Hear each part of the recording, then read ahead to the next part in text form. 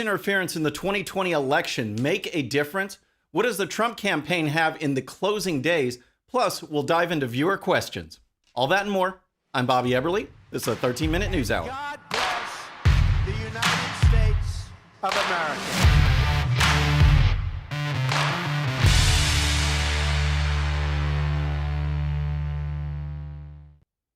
All right, friends, welcome to the show. Thank you so much for tuning in. If you're new to the show, I really appreciate you being here. It means so much to me. We've got a great show. This is a special edition, live edition of the 13-minute news hour because there's so much going on, folks, and we are in crunch time. We are in the final days of the 2020 presidential election, so we're going to look at it from both sides. For those of you that tuned in yesterday, I'll put a link up in just a second to our Saturday live stream.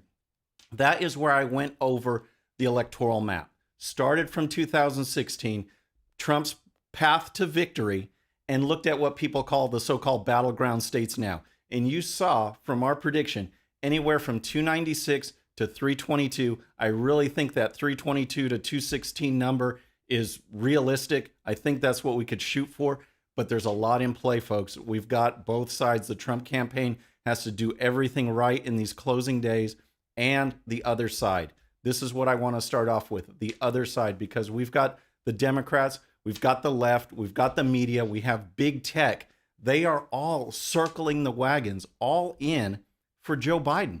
And we've seen it, the craziness that happened, beginning with coronavirus and the lockdowns that were pushed and maintained by the left. We see the violence, we see the rioting, we see the looting, we see all of these things that the left are doing for control and chaos. And it's total blueprint for socialism. We see the media all in for Joe Biden, and we see big tech that is just, put away any facade of being fair. I mean, Mark Zuckerberg, Jack Dorsey, Facebook and Twitter couldn't name a single person in this recent Senate committee testimony that they blocked that was left-wing. Yet it happens to conservatives all the time. And there is no better person to dissect socialism and its impacts and what we see with big tech than Dinesh D'Souza. Dinesh is commentator, filmmaker. His latest project, The Trump Card, is absolutely awesome, folks. I invite you to check it out. I actually have a link in the description after the show. Please check it out because it is great. I mean, it dives into everything that we need to be aware of, everything that's in our surroundings that we might not know is working, that's a plan by the left to infiltrate and take control. It's there. We have Dinesh D'Souza tonight. Dinesh, thanks for joining us. Bobby, it's always a pleasure. Good to be on the show. Yeah, I appreciate this special edition. I know everything's crazy the last couple days, but based on that lead-in, we've seen the media for a while just throw away all pretense of being objective. And, conservatives were complaining about big tech, but with the New York Post and Hunter Biden, we see just even more blatant. What do you think is their end game? How do you see this playing out? Well, their end game is that they are not a real media at all. When you think of a media, when the founders thought of a media, they had in mind a sort of independent group that was captive to neither side, that would put a critical lens on the government, share information with the people. We don't really have a mainstream media in that sense. And that has very important implications. These are basically operatives for the Democrats and for the left. And I think there have to be consequences. If we don't make them face some consequences, they will just keep doing it.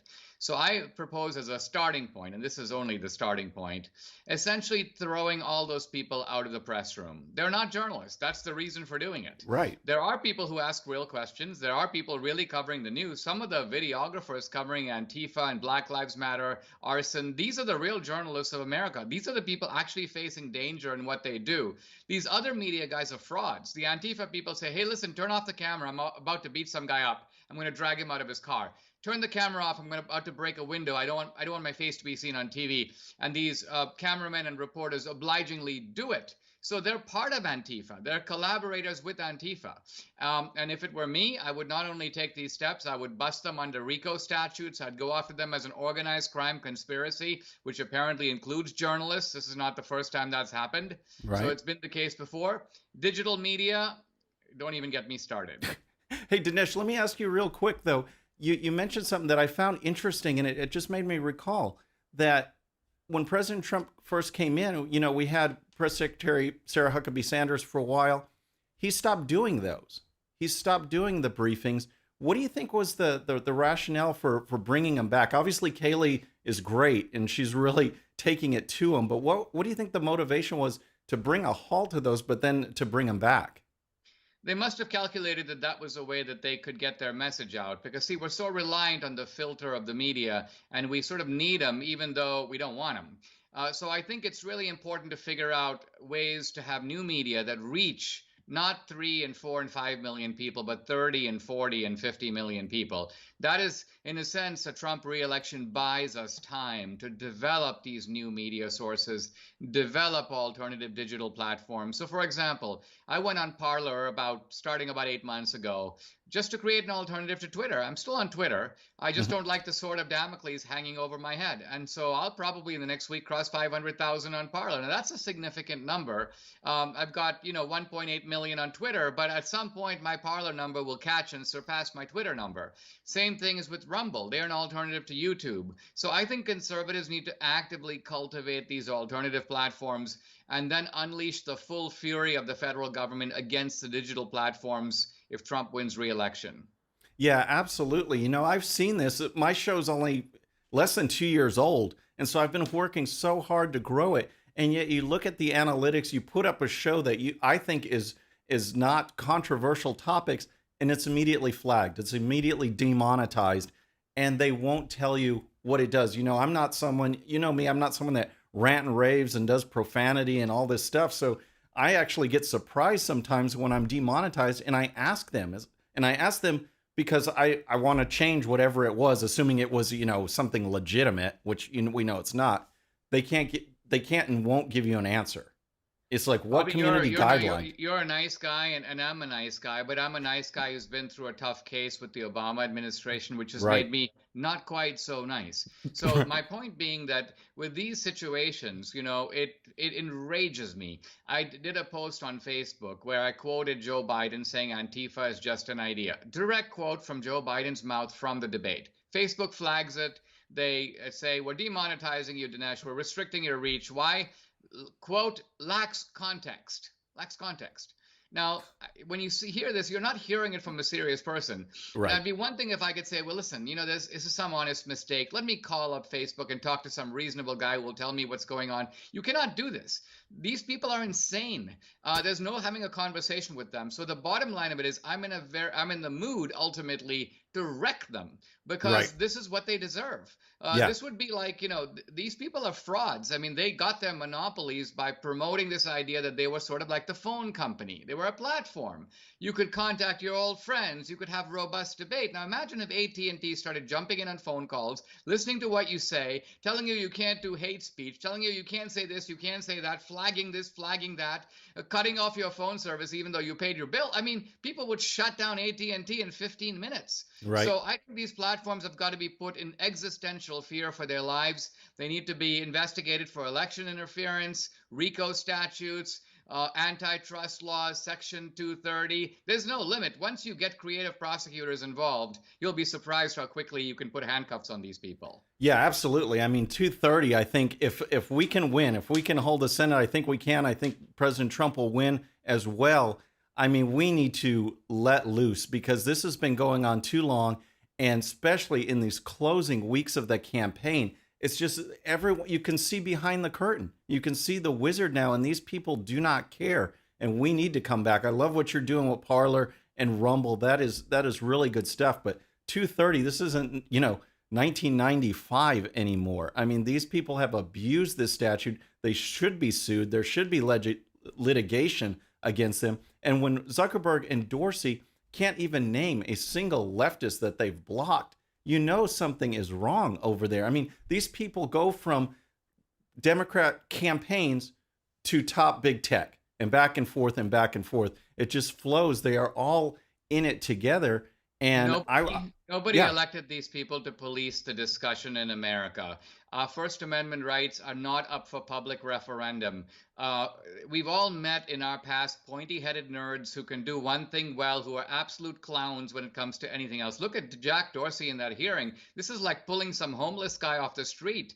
I mean, his mumbling, idiotic statements. I mean, the very idea that this guy is kind of a political censor of America is outrageous. Moreover, the whole point of the First Amendment is to have for participatory democracy to work, you need to have political speech in the public square.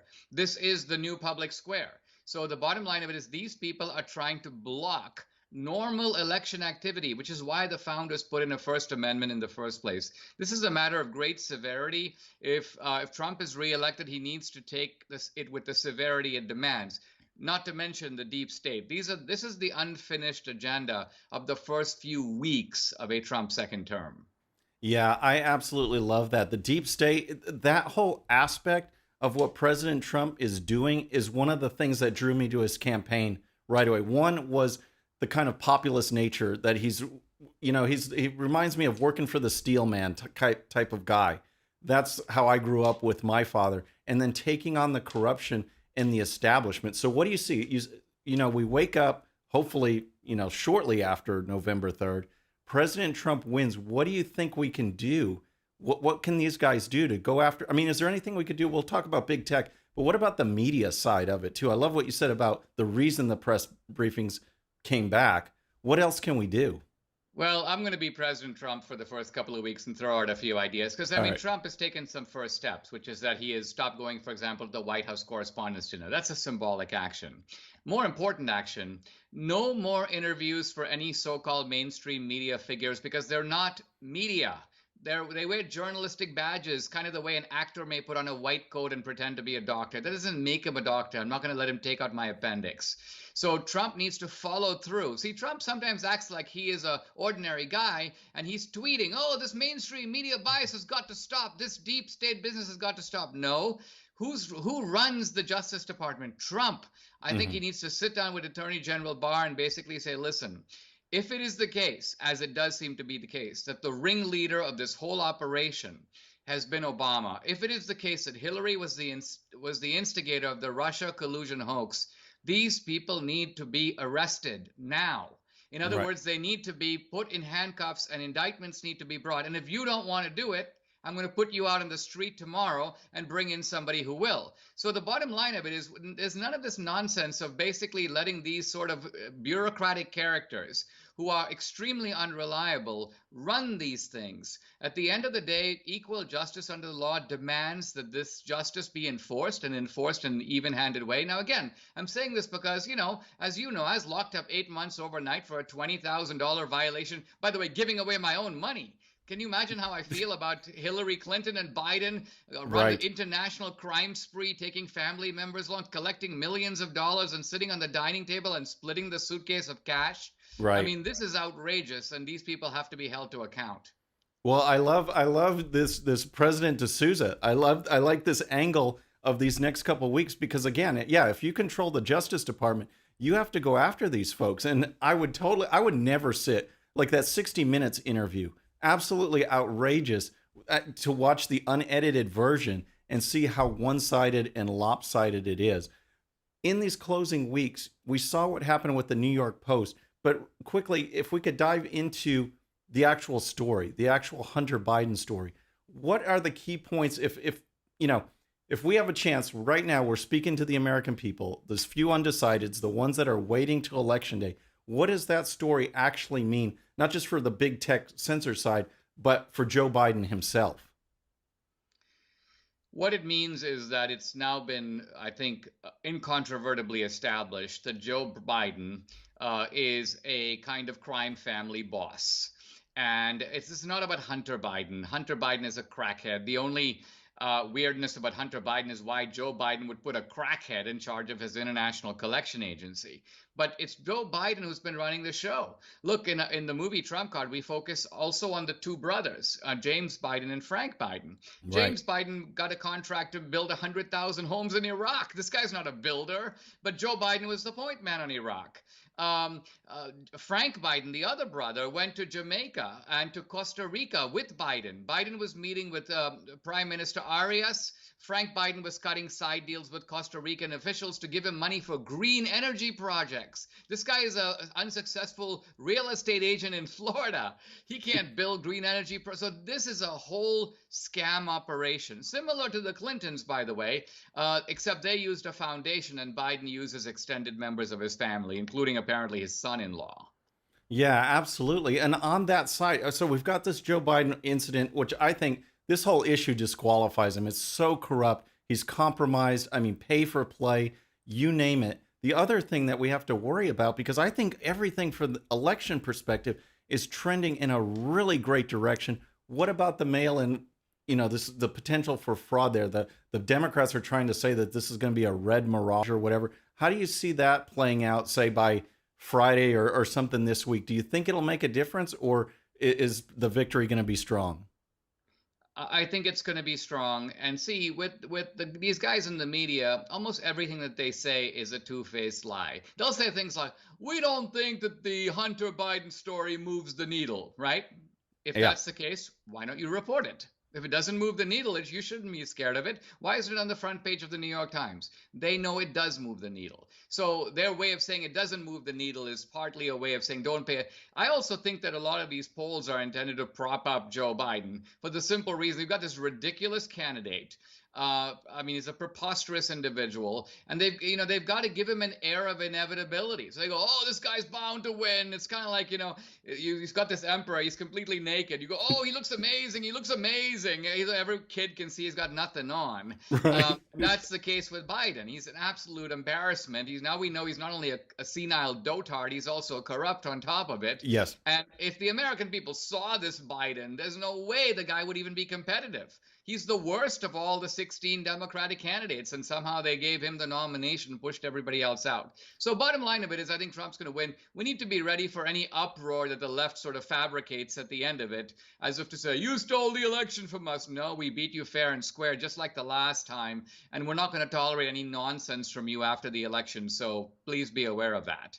Right. Yeah. I mean, I think it's going to be great. I think, the media, we're going to, Hillary Clinton, she came out and she said to Joe Biden, don't concede. And yet the only one who gets questioned on that is President Trump. Will you accept the results of the election? But I really like what you had said about the inevitability. I think that's why some of these polls are broadcast that are so outrageous. It actually made news the other day of a Wisconsin poll that showed Biden up 17. I mean, give me a break. I think President Trump's going to win Wisconsin, but it's just nonsensical. But when people get, just bombarded with media, big tech, only seeing what they want them to see, it makes it really tough on conservatives, and it makes it imperative once we get through this election to fight back. Dinesh, man, I appreciate you being here so much, and I'll make one other plug, folks, for Trump Card. This guy is awesome. The movie is fantastic. Dinesh, thanks for being with us. Always a pleasure. All right, we'll see you. All right, folks. That was Dinesh D'Souza. That's the Biden leftist side.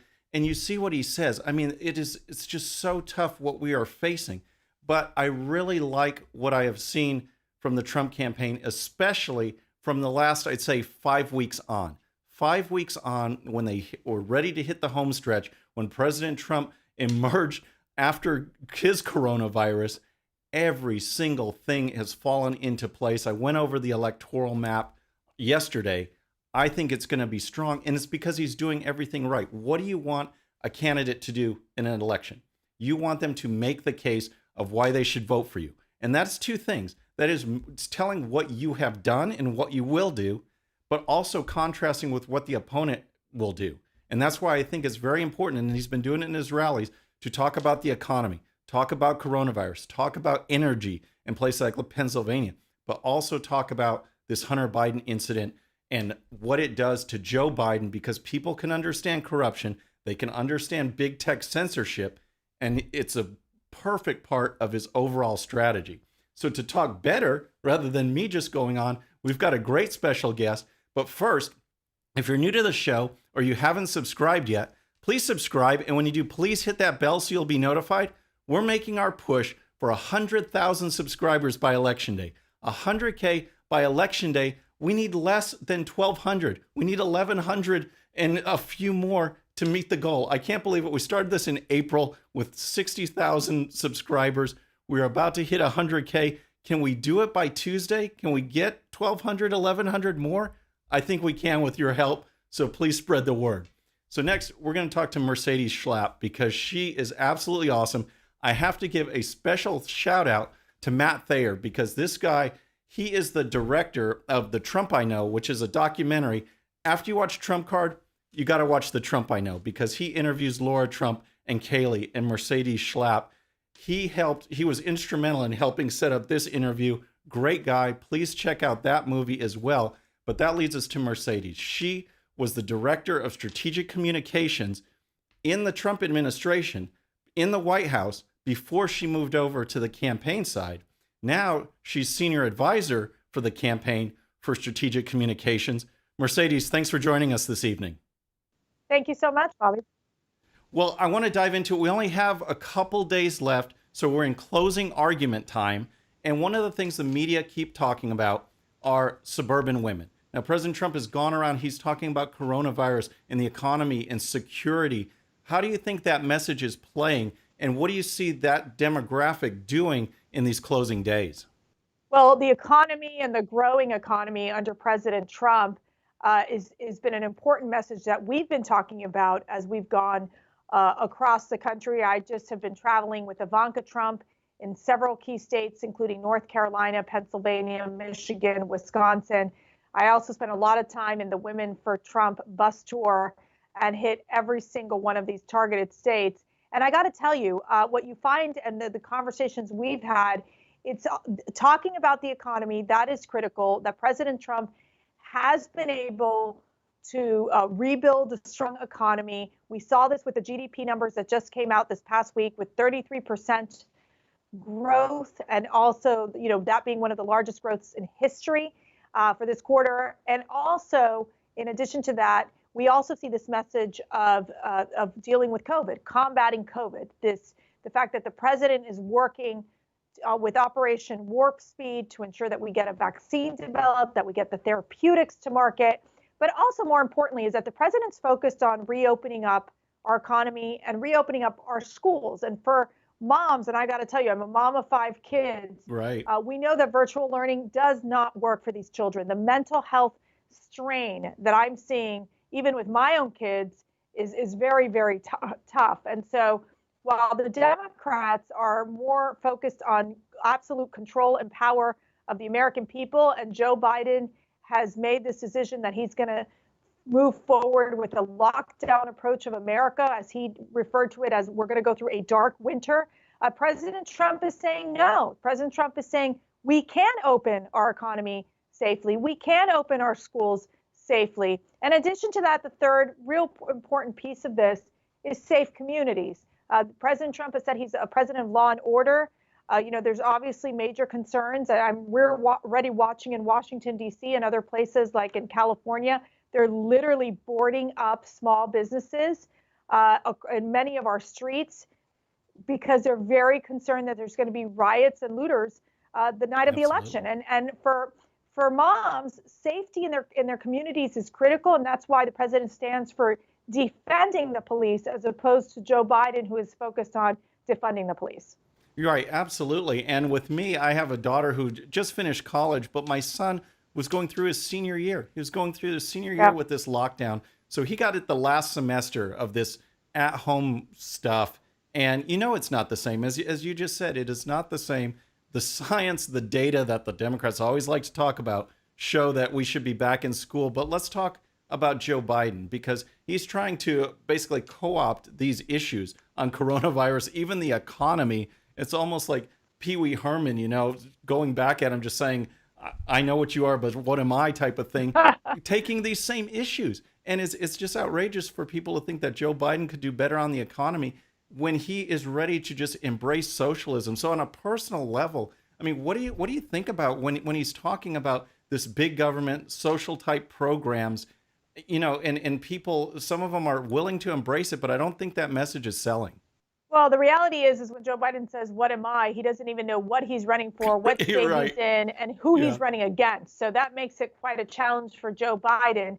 But in addition to this, we know that Joe Biden's economic policies would be destructive to the United States when he's talking about, and he said this during the debate, attacking oil industry, basically focused on abolishing fossil fuels. That's millions and millions of job loss here in the United States in the energy industry.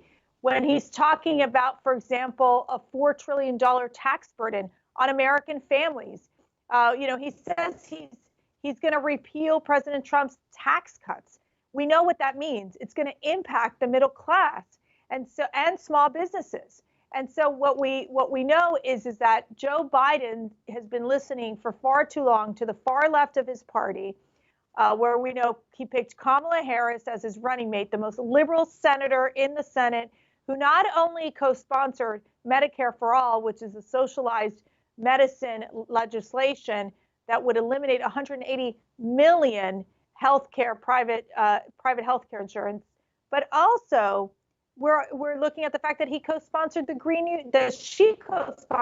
New Deal, and we know that would also cost millions of jobs in the energy industry. And the mere fact is that Joe Biden's economic policies are devastating, and they would destroy jobs. They would not, and we can't afford them right now when we're going through a global pandemic.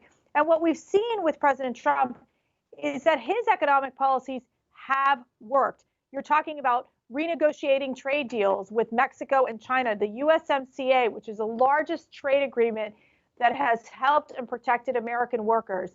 You've talked about, job-killing regulations. We talked about tax cuts and tax reform. All of these are critical components as to why President Trump, he built a fundamentally strong economy, the strongest in our history, where all Americans, you're talking about from Black Americans, Latino Americans, women, veterans, high school dropouts, like they all have benefited when we've seen historic unemployment numbers. America has gone back to work under President Trump. We know that it would become a government dependency under Joe Biden. Well, Mercedes, one thing I want to ask you about, and this is, the so-called silent Trump voter or silent Trump supporter that, some people are talking about in the polls. And as a grassroots person, in addition to commentating, I'm a grassroots person. I'm out there going door to door. And I've talked to Trump supporters that are afraid to put out a sign in their yard. And this isn't casual, folks. This is, precinct chairs and other people. And so they're just ready to explode. What are you seeing out there on the campaign trail as you're working through these battleground states? Because some of the footage is just amazing. And can you relay to folks what the people seem to not be quiet anymore and they're ready to unleash? So I live what I would say in like the communist city of Alexandria, Virginia, and we have the similar phenomenon, which is that there's a lot of Biden-Harris signs in my neighborhood. We put up our Trump flag. We actually got a city violation because we put up our Trump flag because apparently it wasn't put up right, and it was such a joke. And one of the city officials even told us, he goes, it might not be about what the flag, it's what's on the flag, like kind of telling us that this is what we're dealing with. Then we found some of our signs in a gutter about 2 or 3 blocks away that someone took them and tried to destroy them. And, of course, for us, what we decided is just let's bring a forklift up really high and put the flag up so no one can even touch it. But, you're starting to see in our neighborhood, I think ever since we've taken that action, that there's the Trump people, the shy Trump people are putting up their Trump signs slowly but surely, because I think what you've seen, and yes, you do see those people who are silent. They don't want to talk about who they're voting for. And I think there's a lot of those people out there.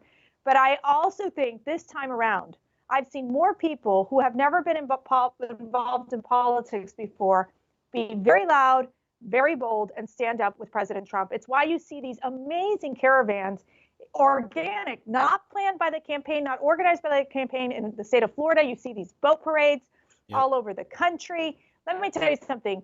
Joe Biden might have a one golf cart caravan and maybe a kayak as part of his boat parade. But that is, to me, this enthusiasm that we're seeing on this campaign trail that, I've been in politics for a long time. I've never seen that for any candidate. And so I do think that while we've seen, there are definitely in places where you see the silent Trump voter, I Right. also do see the phenomenon of a Trump voter that might have been silent in 2016 and has now decided, I'm so tired of being bullied, I'm so tired of being silenced, and I will speak up proudly. And I really admire that, because the left is really spending a lot of time trying to shut us down, trying to bully us, trying to make us scared. I mean, we were just having this discussion here about the fact that, they put out our campaign address. So Mm-hmm. to the crazy left to come over Oh to my our gosh. campaign. Right. And that's the fear tactics. There, you see these announcements going out from the far left saying, we're going to go and target top Trump campaign officials' homes. I have 5 daughters in my house. I mean, it is completely frightening to think that they can try to use these psychological, what I would say, communist-driven tactics to try to fear the American voter. And that is why I think the American voters are going to push back and say, we're not going to put up with the far left. We're not going to put up with this chaos or Antifa, who are domestic terrorists. We are going to push back and ensure that in this country, we have this great privilege, which is to vote, and ensure that we have a peaceful transition as we move forward. Oh my gosh, it's exciting. Mercedes, I'm down here in Houston, and I've participated in 2 of those car parades so far, and I'd never done anything like that before. And the reaction from folks that are just watching it, they have these big eyes, and it by far outnumbers, the clapping and the thumbs up and just go get them. That far outnumbers anything negative. It's just been so inspirational. And I think in Texas, actually, early GOP turnout is beating the Democrats. And we've seen what's going on in Florida, in Broward or Dade County, Miami-Dade. This is the start of something big. And just really quickly, with these Trump voters and conservatives in general, I think a lot of people feel like it's us against the world. And we see that with this big tech censorship and Hunter Biden. Do you see that issue, even though it's broken late, making a difference? I think it is. I know when I've been speaking across the country, I talk about big tech. The president also has been talking about the bias, the corruption of big tech, being married to that liberal media, being married to the Democrat Party, how they're trying to ensure that no negative stories come out on Joe Biden. It is something like I've never seen. Their manipulation, it's also political meddling, election interference. This is the type of activities that you see in communist countries. And when you're dealing with big tech censoring one of our oldest publications, the New York Post, for a story where they had sources on and they have verification of these emails, and yet they won't cover it. And then you've got Tony Bobulinski coming out, the ex-partner of Hunter Biden, saying, I've met with Joe Biden. He's the big guy. He knows exactly what foreign business dealings we were participating in. And knowing that they did a pay-for-play corruption scheme with Joe Biden, yet the media refuses to even ask the tough questions. They refuse to cover the story. It is beyond a disgrace, and the American people deserve better. And that is why we keep pushing this message that in the same way the American people rejected the Clinton Inc. in 2016, they're going to reject the Biden Inc. in 2020. Because at the end of the day, we've seen these career politicians be corrupt, take advantage of the Washington swamp, and that's exactly what President Trump fights against every single day. Yeah, absolutely. I think this story is huge. You see people fighting back, and it's just such a weird story because we're so used to anonymous, non-source stories being played in the New York Times and Washington Post that it's almost stunning when someone with a first-hand account with actual documents and emails and text messages comes out. And I tell you what, Twitter and Facebook, we need to fight them hard after the election. But I think they did us a favor with their initial censoring, because it woke up the American people. They don't even need to understand Hunter Biden to understand big tech censoring and going up against the left. I think it's going to be a big story for sure. Yeah, I agree. I think we're at a point right now that it just is. I'm really glad that the Senate is investigating. They're doing these hearings, basically holding these big tech CEOs responsible. And it just shows to me that, they're making the right steps to see if they can repeal Section 230, which would take away these legal immunities for these social media companies, because they spend a lot of time trying to dominate what people think and what they see. And I mean, you look at the fact that Twitter suspended the Custom Border Patrol agent director Mark Morgan's Twitter, where he was simply stating a fact about the fact that the walls work to secure our borders against drug cartels and human traffickers. But that's not good enough for Twitter. And so the mere fact that they literally are controlling the information, pretending that they're fact checking and putting in a biased spin to every single one of our tweets is remarkable. If they did it to the campaign and they do it to the New York Post, they're going to do it to everyday Americans. And that's why we need to stand up against these corrupt elitists. And it is what President Trump does to fight for the American people and push back on this media corruption that we're seeing on a daily basis. Yeah, absolutely. I think they said it violated their race and ethnicity policy, and he didn't mention race or ethnicity. That's Mercedes, right. Thank you so much. I really appreciate this. Is awesome information. Best of luck down the home stretch, and thank you for joining us. Sure. Thank you so much. And get out to vote. It's critical on Tuesday. We're going to see our Republicans go out big for President Trump. The Democrats won't be able to catch up to us. We got the biggest and best ground game that I've seen in any presidential campaign. We're talking about 2.5 million volunteers, over 178 million voter contacts. It's impressive. We've got the army for Trump, and it's why we're going to deliver a win for the president next week. Awesome. Absolutely. Thank you very much, Mercedes. Thank you. Thank you so much. All right, folks. Gosh, that was so awesome. I mean, what a show to talk to Mercedes and to get that feedback on what the Trump campaign is doing and what we face. I mean, folks, the excitement, the enthusiasm has been absolutely incredible. Trump supporters, Joe Biden gets more Trump supporters at his rallies than Biden supporters. I mean, the Biden-Harris bus, I don't know if you saw this story. I'll probably cover it some more tomorrow. The Biden-Harris bus has been making its way through Texas, escorted by friendly Texans with Trump flags and Trump signs. It's been awesome. They stopped doing this stuff because they're so outnumbered. And of course, the media is spinning it into some wacky story. But I've been in these Trump parades, these car caravans, and they are so awesome. But I thank Mercedes for spending the time with us. I thank Dinesh. Folks, don't forget to tune in tomorrow for our regular edition, 11:45 a.m., Monday, Wednesday, Friday, for the 13-minute news hour. That's Central Time. I'm going to be going over some more big tech censorship because there's more information that's coming out now on Facebook that is really just frightening when you see the power that they have to shut people down. It's absolutely outrageous what they're doing.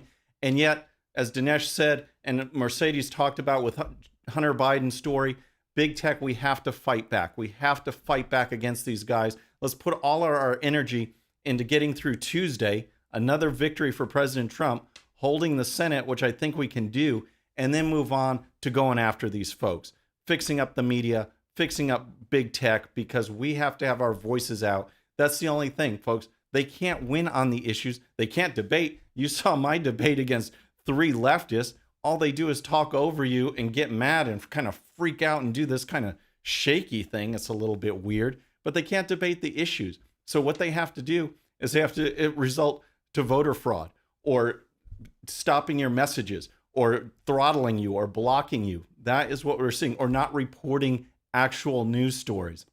It's absolutely outrageous, folks, but I appreciate all your support. I want to give a special shout out, though, before we close, to Nathan Coble. I glanced down. I saw him in the chat. He has actually written put together some theme music for us.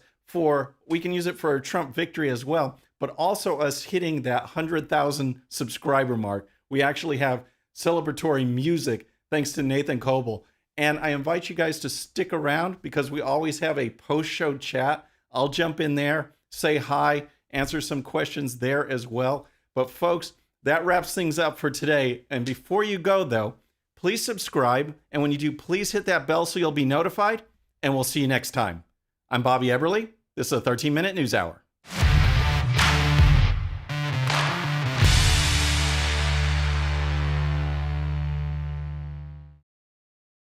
Okay, friends, thanks so much for watching. And before you go, please hit that subscribe button, hit that bell so you'll be notified. And here's a special video just for you so you can watch even more of the 13-minute news hour. And don't forget to check out GOPUSA.com for the best in conservative news and commentary. We'll see you